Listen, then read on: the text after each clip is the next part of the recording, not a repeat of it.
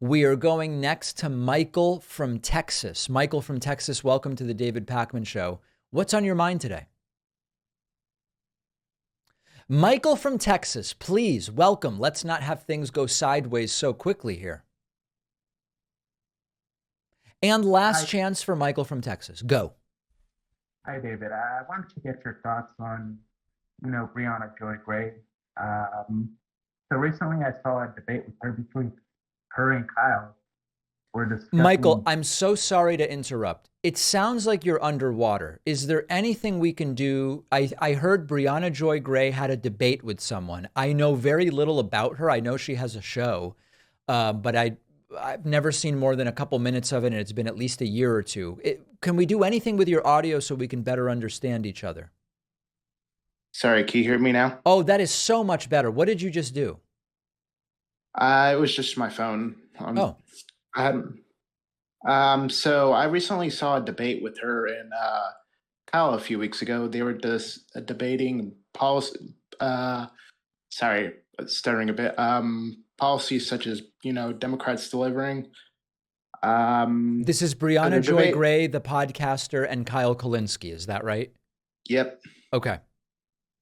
So one thing I've noticed is she seems to have like a problem with the actual focusing on policy rather than just I don't know. She seems to have like some type of purity test where it seems she doesn't actually care about policies.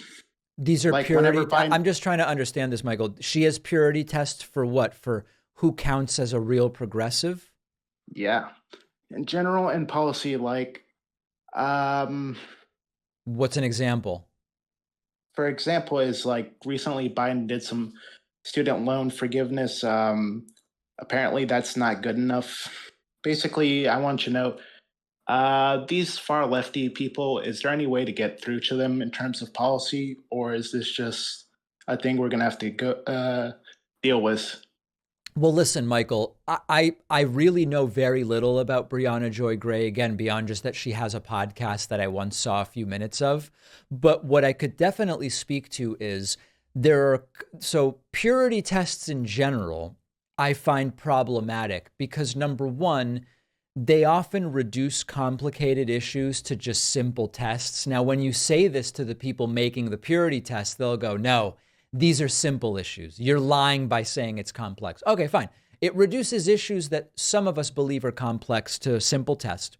They divide and fragment the movement, even among people who might agree on 95% of what should be done. They limit the size of the tent for who will kind of join this left wing movement. They encourage digging your head in the sand. Like, I think purity tests are almost always a bad idea. Now, if you want to say to me, David, would you be against a purity test like, should Jews be killed? If you think the answer is yes, you're just, no. Okay, now we're getting a little bit crazy, right? I'm not talking about that. There are obviously some basics that we all probably need to agree upon to be able to productively dialogue. But I think that the purity test is a real problem. The other element of this that you're mentioning, which I think is a problem, and again, I have no idea what Briahna Joy Gray thinks about any of this stuff. I'm just kind of going by what you're saying, is there are people who allow the perfect to become an enemy of the good, or at least the better, and are against accepting incremental change in the right direction because they have more of an accelerationist burn it down mentality.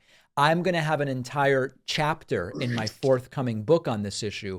I believe we have to take the small wins and it's irresponsible not to. So I'm just against the accelerationist perspective on this. But again, these are general ideas. I couldn't tell you one way or the other what Briahna Joy Gray has said or thinks about anything. I just don't watch her show, her thing.